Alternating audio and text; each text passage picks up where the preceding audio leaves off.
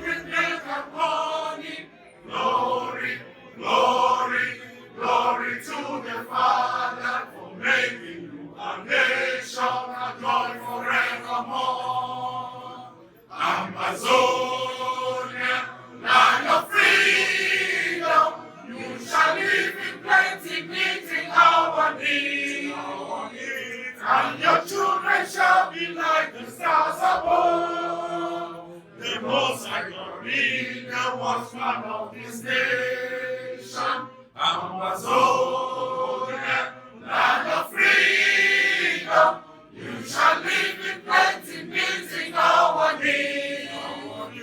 And your children shall be like the stars above. The Most High God be the watchman of this nation.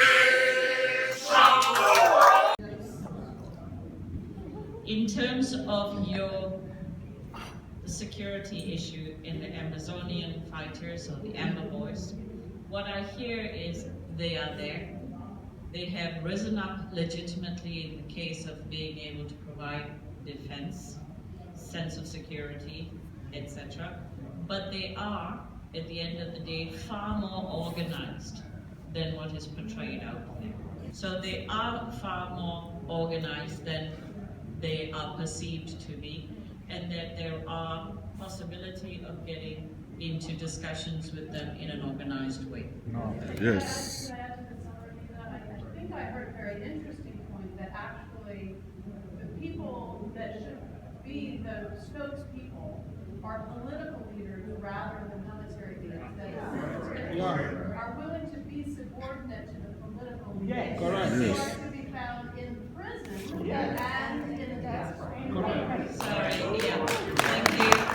So coming to my next point on the summary, I have a quote-unquote structure that seems to have emerged.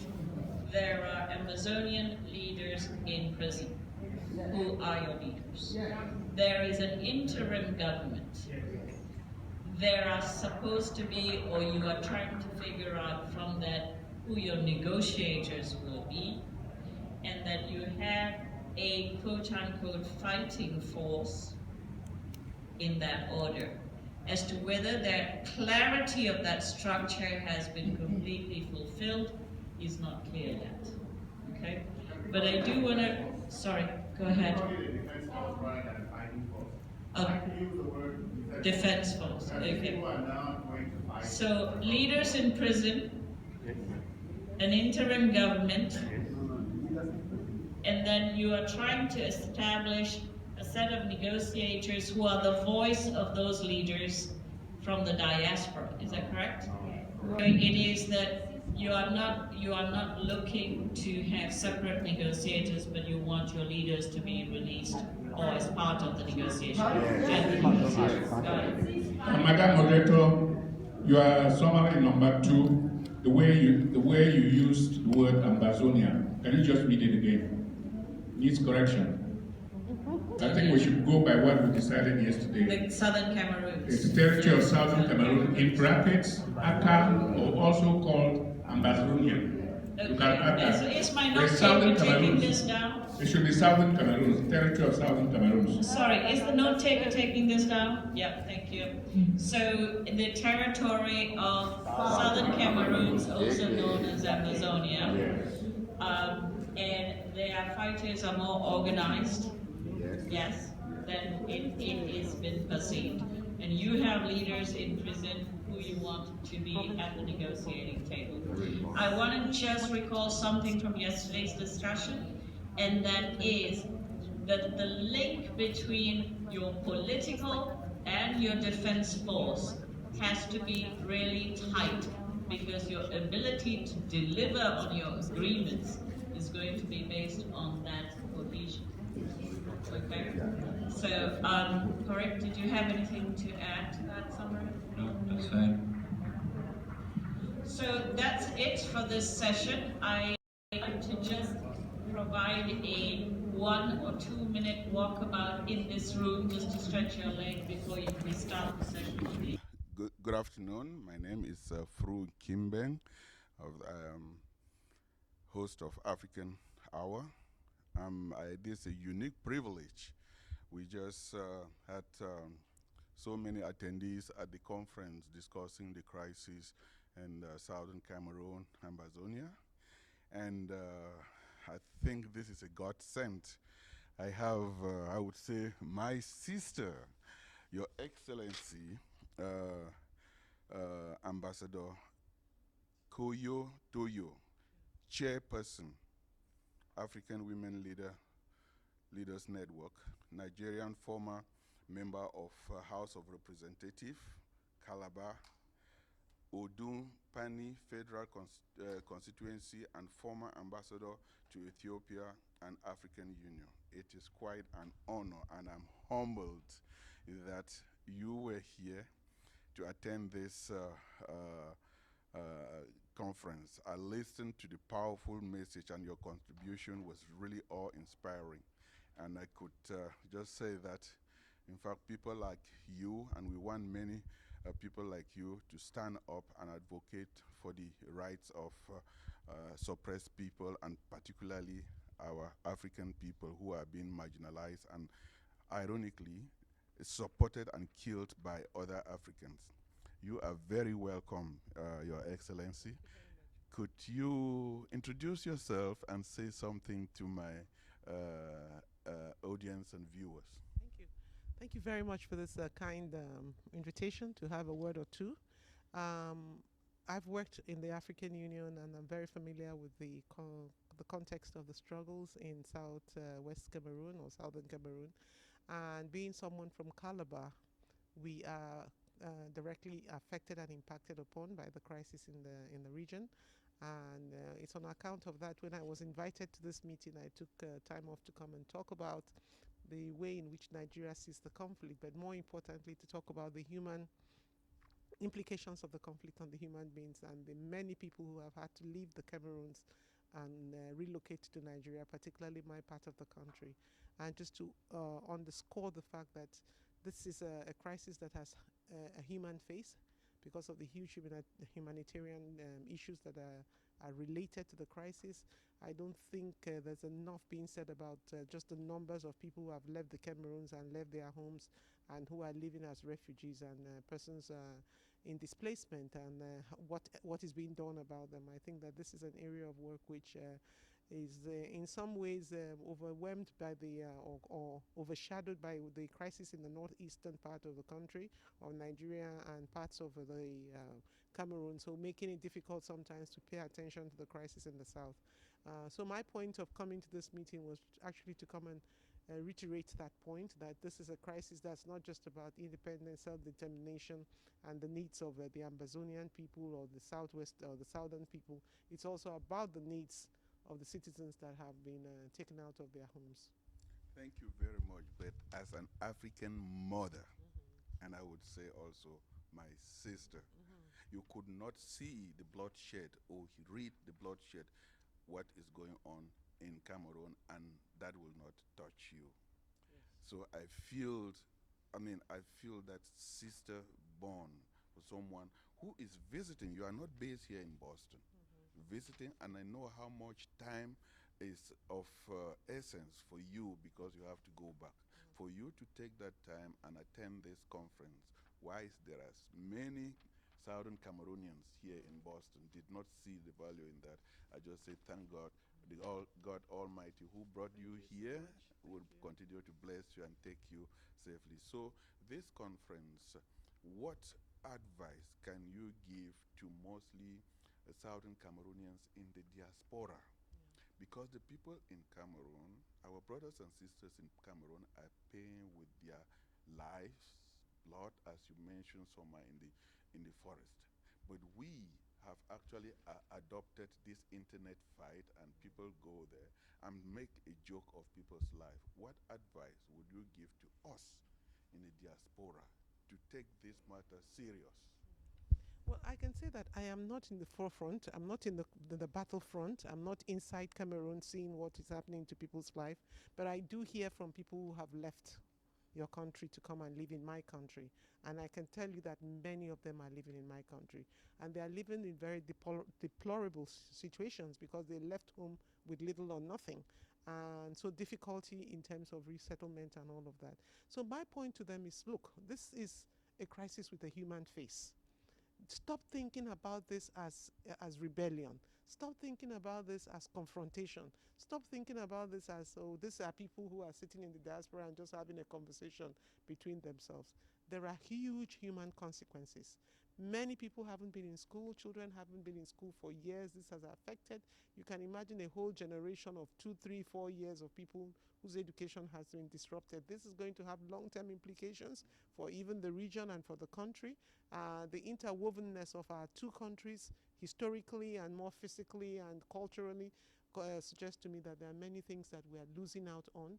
And so I am saying to people in the diaspora, beyond the history and the rights that have accrue to the Ambazonians and the Southerners in the Cameroons, I think it is important that we recognize that there is human cost, there is underdevelopment going on, there's destruction, and there is a lot that needs to happen. We in Nigeria know clearly that this conflict can have serious implications for us in the future, and we would like to see a peaceful resolution of it. Thank you. Thank you very much. And to conclude, I would share this with you. I am to you what we call Miyo in Cameroon is in law. Okay. Because my first cousin is married to my brother-in-law from Igbo land. Wow. And they have 5 children. Wow. So you see that global Exactly. village here. Exactly. What affects me affects you. Absolutely. And thank you so much. And I would also say that that relationship too crosses along the border with Nigeria. They are very, very sympathetic and continue to be sympathetic because we in Cameroon, we are not bitter with our brothers, the Francophones. There is the elephant in the room, and the elephant in the room is France. You see, they come through, they use us to kill us.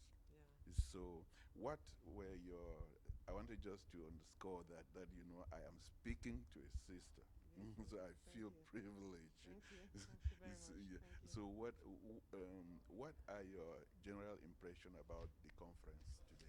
Well, I think today has been quite, very interesting, very, very interesting. I think what it tells me is that even here in the diaspora, there's also need for some more consensus building. And the more we talk about it, both in terms of the intellectual discourse, as well as the clarification of terminology, because there's a lot of terms being bandied around. Some people say, look, this is not a new, we were already a country. Some say we're an interim country with a country. You know, there's so many terms being bandied around. And I think that what the conference has tried to do is to give it some context, as well as help us to narrow down our discussions to more clear, with a lot more clarity and understanding of what the challenge is. And we need to continue to do that, because even though we have agreed on what the concepts beginning to form and mean, we also need to have agreement more broadly with different people that this is the nature of the crisis, and there's need for us to work around those things. So thank you so much. Thank you. Thank you very much. You know, by our African culture, we always say that what an old man and an old mother can see sitting down, a young man cannot see standing on the tallest tree, because they see and speak with wisdom. And thank you for your wisdom. And I hope our leaders are listening, and they should take it very seriously. Okay. Thank you very much, Thank Your you, Mr. Excellency. Flo. Thank you so much. You're welcome. Let me go. Thank All you. right. Yes. Okay, I think we can. Are we ready? Hello, my name is Frun Kimbeng. I'm the host of African Hour, and dedicated to the Southern Cameroon and Ambazonia struggle crisis. We are at the University of Massachusetts here in Boston, and we just finished a conference hosted by the university to discuss the crisis and the war going on in Southern Cameroon, Ambazonia. This is a unique opportunity and a privilege for me to interview one of our founding father for the struggle and the liberation and restoration of the southern Cameroon, Ambazonia. I would call him Pa Augustin Ndangam, National Chairman of SCAPO. I am humble, Pa. You know, as Africans and Cameroonians, we respect our elders. So if I say Pa, that Pa is an important title that he rightly deserves. So Pa, you're welcome on African Hour. Um, Pa, you are the chairman of SCAPO. What is SCAPO? SCAPO in full is the Southern Cameroon's People's Organization, SCAPO. It's a political party in Southern Cameroon, and this will take you by surprise because SCAPO was founded to take up the Southern Cameroon struggle from a litigation standpoint. And the becoming a political party is a recommendation from the African Commission in Banjul. We went there simply as a liberation organization, but after listening to the case and ruling, the African Commission recommended that SCAPO should transform itself into a political party. We did what they said, and this was opposed vehemently by the Cameroon government because they didn't want a political party formed in Southern Cameroons or for Southern Cameroons. But we petitioned the commission, the African Commission, to say this is what the Cameroon government is saying, and we copied the government because we put their own view very, very objectively, what they had told us. And but before the commission could ask us what was happening, the government hurried to give us a recognition, registered SCAPO as a political party as we wanted. I have the registration with me. It is not here, it is back home. So we are in fact a political party in the struggle for Southern Cameroon's restoration of statehood and independence. Thank you very much for that introduction, Pa. You flew all the way from Washington to attend this conference here in Boston. It wouldn't surprise me, someone who has been fighting this far, that you will do everything to do what is necessary for us to gain our independence. Having said that, Pa, could you walk down your history memory lane and tell your children now who were not there and how far this struggle has come to this end? Well, it's a very simple story. It's a story of based on the United Nations view of the right to self-determination. It's a right, we are trying to assert our right to self-determination. And the conference we are about to round up to go in for the closing ceremony has opened our eyes, all of us Southern Cameroonians who were there, to how much is needed for us to educate the international community to understand our story. And if I just summarize the story here, I think I will be helping to expand this area of knowledge. I have said that it's a question of asserting our right to self-determination. I say so and want to emphasize because the government in Yaoundé has characterized the struggle as secession, and characterized people as terrorists, and it is the basis on this that President Biya declared war on our people, and the army he sent is going about doing atrocities in southern Cameroons. There are parallel armies. There's the army, regular armies, and there are others formed parallel to do atrocities in the name of our boys, in the name of Amba boys. Amba boys don't kill people, they don't do destruction. But when you listen to the world and to the way they were discussing things down in the conference about both sides being violent and so on, you see there's a lot of misunderstanding. They don't know that apart from the fight, the fact that the Cameroon army is killing our populations, non-fighting population, there are also some bodies created to do some atrocities and claim that they are Amba boys when it is really not our boys who are defending us. So, to go back to the story of our asserting our right to self-determination, I want to start by saying that the characterization that President Biya has given to the world, that part of his country is seceding, is propaganda and is false, and it needs to be debunked. Southern Cameroons achieved its independence, was granted its independence by the United Nations in 1961. The voting was overwhelming in support of our independence. 64 countries voted in support of our independence, 23 against. There were 10 abstentions and 2 countries were absent. So the independence was granted. But as one speaker said in the conference, and you heard it, surprisingly, in the voting for our independence, the Republic of Cameroon, that was a sovereign state at that time, was in that General Assembly, attended that General Assembly, and voted against our independence, the independence of Southern Cameroon. That's something very powerful that the world should recognize, that Republic of Cameroon voted. They voted against Southern Cameroon's independence, and they voted against Southern Cameroon's joining them.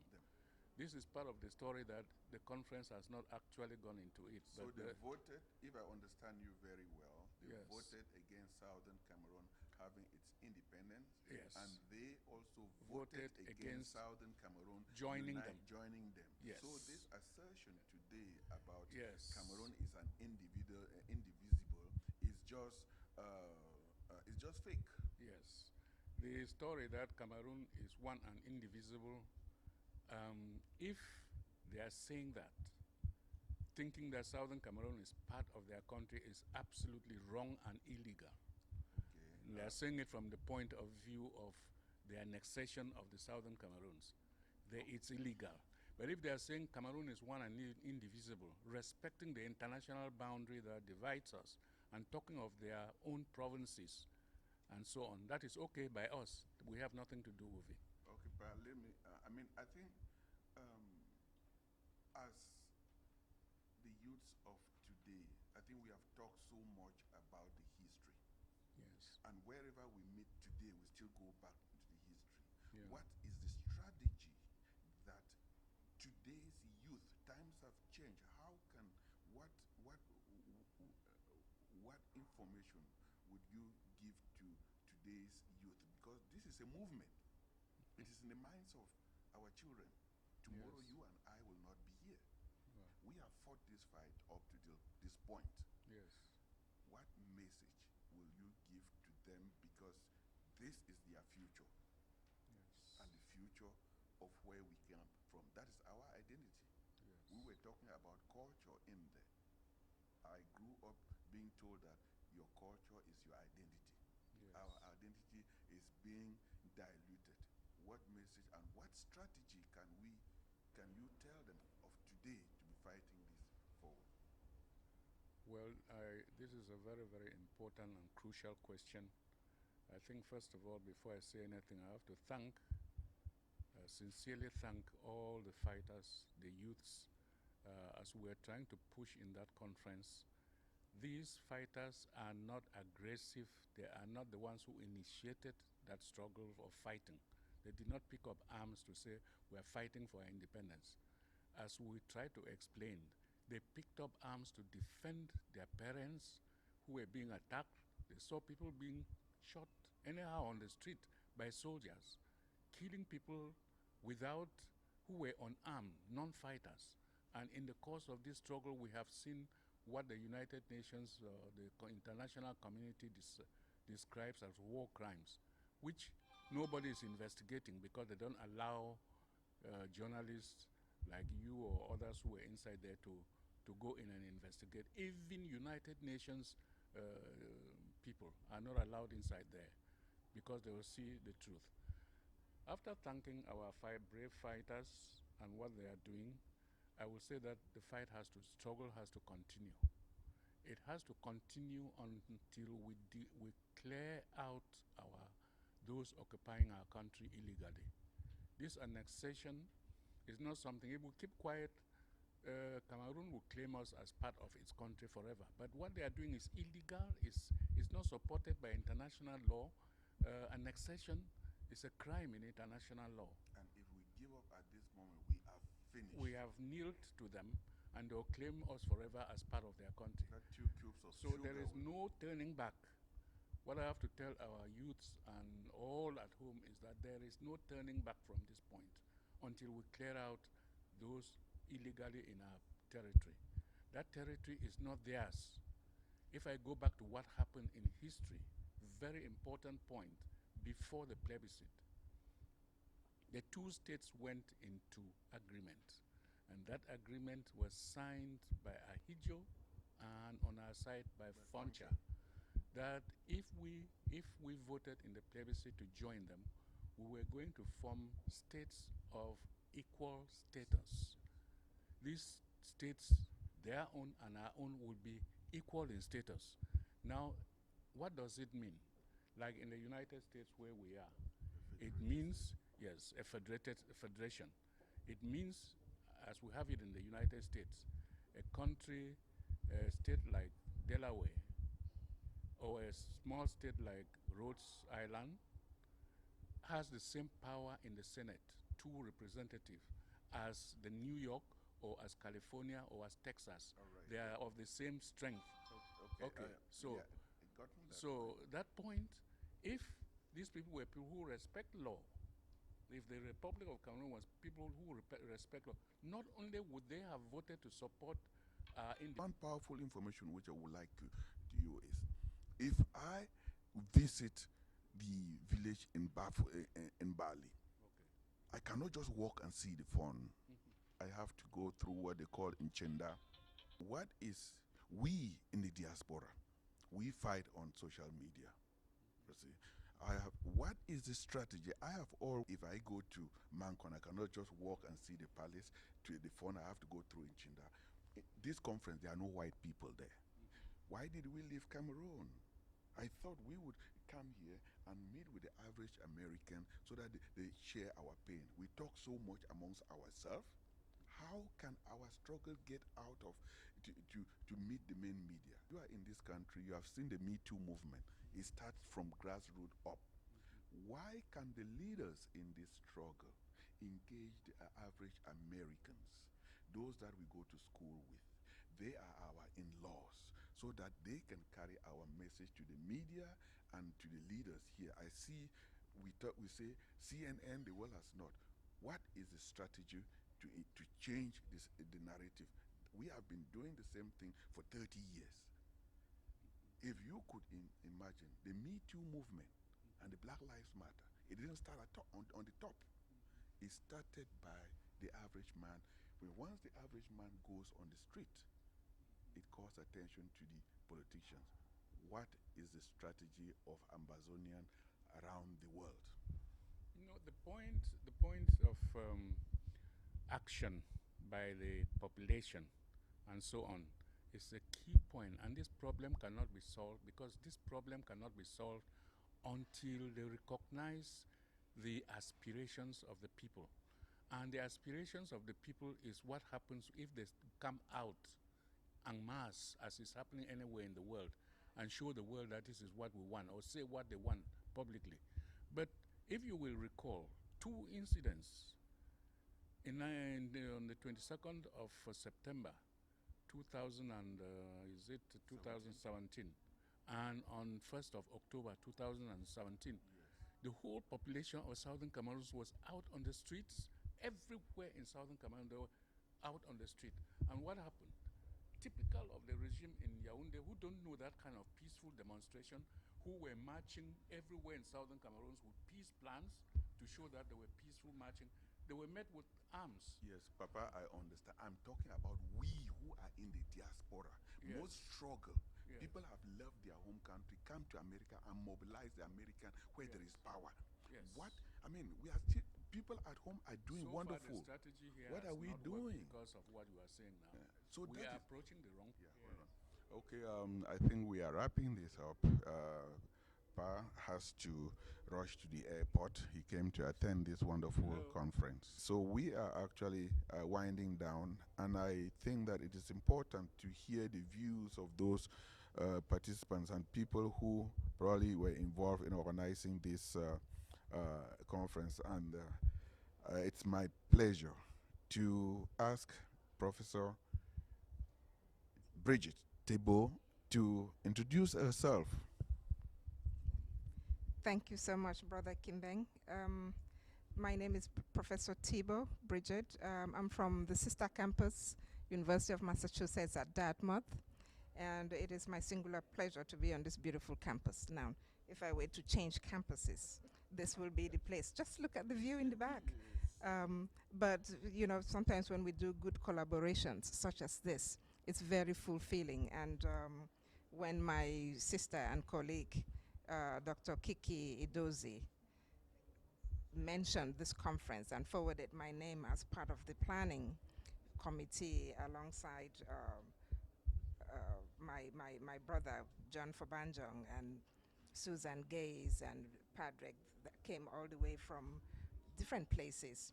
I felt that it was important to not only participate but promote this conference amongst our own Cameroonian community and amongst the students on our campuses, because the subject and the issue are very dear to my heart. And so it is my singular pleasure to have participated in the conference.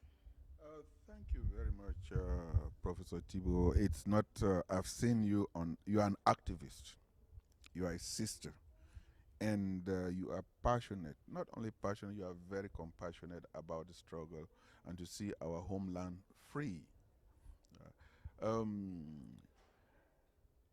What, in your opinion, it's very important about our struggle?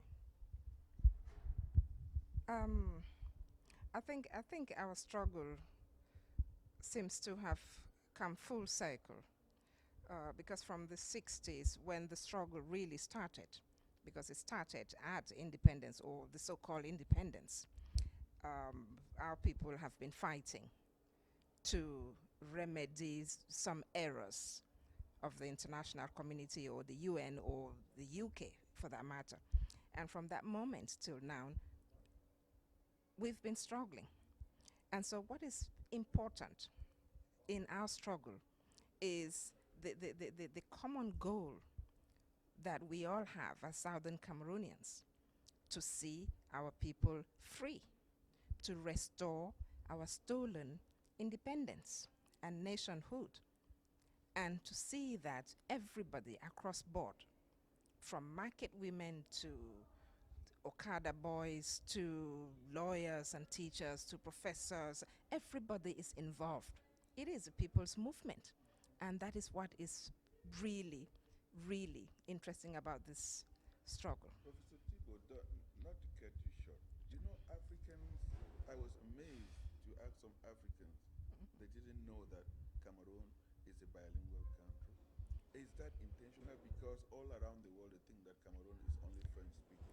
Can you clarify this? Because even the president of Cameroon around the world, he's never spoken English. Is that by design? And that is part of the problem. It's not necessarily by design, it's also because that is who he is.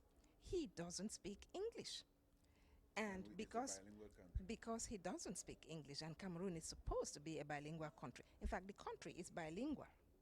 The people are not bilingual because the country is made up of two states, two independent states that came together forcefully or deceitfully or whatever term we want to use, because Southern Cameroons had independence after French Cameroon.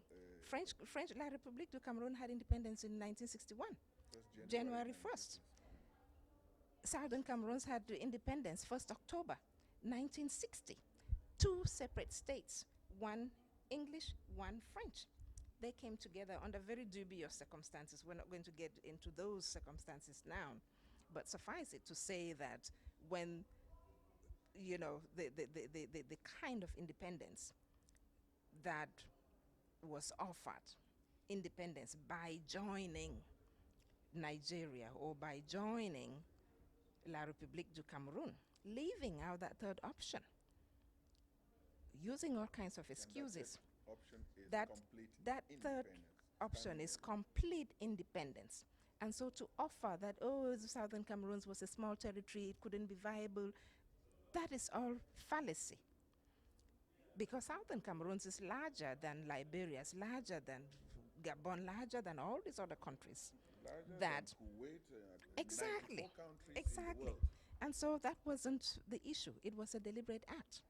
And so from that moment to today, the leadership of the country has always been French. The leadership has always been Francophone, speaking French. And so when Cameroon officials go everywhere, they speak French. The world believes that Cameroon is French. And so you have to educate people to realize that, oh, the country is made up of two parts, one English, one French. Okay, thank you very much for that clarification, Professor. What did you take for the conference today? I know you are part of the organizers. Yes. What did you plan to achieve? Did your expectations met? Yes, very interesting. It was a very, very interesting conference or 2-day discussion. And it was appropriately titled Cameroon, Change and Challenges. And that is the crux of the matter. The nation state known as Cameroon is undergoing tremendous revolutionary changes, changes that are going to impact both countries and the region. Exactly. And so in terms of the discussions and the topics that were brought up, very enriching, very fulfilling. And I must say that, you know, my expectations were met and even surpassed, because a conference like this, you never know what will happen. But the way that people conducted themselves, the issues that were raised, the shared desire to accomplish something and find a way forward is what makes it very interesting. Okay, thank you very much. You talked about way forward. Are there any other plans for more conferences? Because the struggle continues. Of course, the struggle continues, and in terms of what I can only do what I do best. I consider myself a scholar activist, and so in addition to teaching and telling young people about our struggle and letting them know that this is a problem if people's rights are marginalized or, you know, taken away in brute manner. But we also organize seminars and conferences, and I like to say that on that count, I've been quite busy. Now, last year, at the Africa Conference at the University of Texas, I organized 3 panels on the Ambazonian issues or the problem that Southern Cameroons has. And it was a very successful set of discussions with scholars from around the US and some from Europe and Asia attending that conference and participating in the panels. Now, I'm also happy to say that the largest conference on Africa, that is anybody who is a specialist on anything African, who teaches at any kind of university, and other activists and policymakers attend the African Studies Association conference. That is the first major organization that emerged in the 60s that dealt with African affairs. And so this year, Boston is hosting that conference. And again, we've organized, I think, 3 panels of about 6 scholars from all over on the issue of the Ambazonian struggle or Southern Cameroon struggles. So I'm happy that we will be seeing this here. And I'm using this platform to invite friends of Southern Cameroons, to invite all my brothers and sisters to come to that conference, because it's always going to be enriching. And When we can is the always get conference? the conference is I think November, I'm not sure whether it's November 21st or November When you get 27th. the exact I will date, give you the information. Yes, I will do that, but it's this month end. All right. Yes. May I also use this opportunity to congratulate you for your well-deserved award? You did Thank you. receive an award, right? Thank you. I Since received then, I have not been able to see you, Oh, but thank on you. live TV, I say big you. congratulations. Thank You make us all very proud. Thank you. What was the award for? It was a Carnegie African Diaspora Fellowship Thank you so much. award, and it's a bittersweet award, because that fellowship allows us to give back to Africa. Now, unfortunately, for some reason, Carnegie until now has been unable to work with any African institution in French Cameroon. Now, I won't get into the details, but all the other countries are English speaking, because they respond better to rules and regulations, to hospitability and things like that. And so it's only this year, in fact, like last week I heard that they've added Cheikh Anta Diop University, which is the first in French Africa to be Professor hosting. Tebo, sorry to cut you, but when I heard of that news, I was very, very elated and say, finally, because now they are recognizing people who are telling their own history. Exactly. It is a wonderful thing.